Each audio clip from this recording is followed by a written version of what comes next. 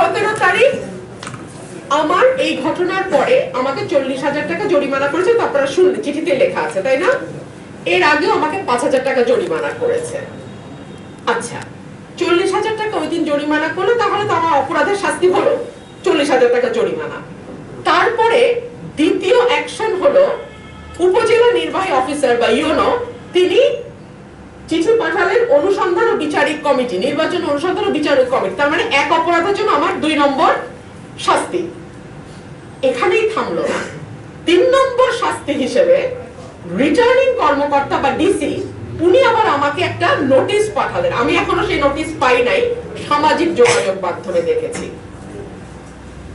ঠিক আছে, তাইলে কি হলো, একটা অপরাধের জন্য আমাকে 3 জায়গায় শাস্তি দেয়া হলো। 40,000 টাকা জরিমানা, অনুসন্ধান কমিটির কাছে রিপোর্ট, এবং ইউনো ডিসি আমাকে শোকজ নোটিশ করা। এক অপরাধে 3 সাজা। এই প্রশাসনের অধীনে আমি কেমন করে নির্বাচন করি যারা অলরেডি এতটা বায়াসড? আচ্ছা, এইবার আসেন। আজকে সকালে আমি রিটার্নিং কর্মকর্তার কাছে গিয়েছিলাম এবং সেখানে গিয়ে আমি বলেছি বিএনপি জোটের যিনি প্রার্থী জুনায়েদ আল হাবিব তিনি কিভাবে জনসভা করছেন এটা কি আপনারা জানেন না? জানেন। আমি এই সকল কিছু জুনায়েদ আল হাবিবের ফেসবুকে গেলে আপনারা দেখবেন বিরাট বিরাট স্টেজ করে বিরাট ভাবে উনি প্রোগ্রাম করছেন। বিশাল স্টেজ, লোক যাই হোক, স্টেজ অনেক বড়, মাইক আছে, সাউন্ড সিস্টেম আছে, সব আছে।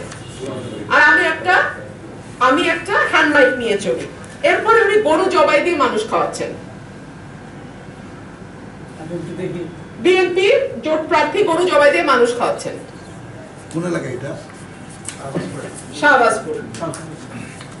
তারপরে বিএনপি জোটের প্রার্থী বলছে কোনোভাবেই রুমিন ফারহানাকে ভোট দেয়া যাবে না, বহিষ্কৃত রুমিন ফারহানার কাছে কেউ যাবেন না। জুনায়েদ আল হাবিব, সময় টেলিভিশনে নিউজের নেই।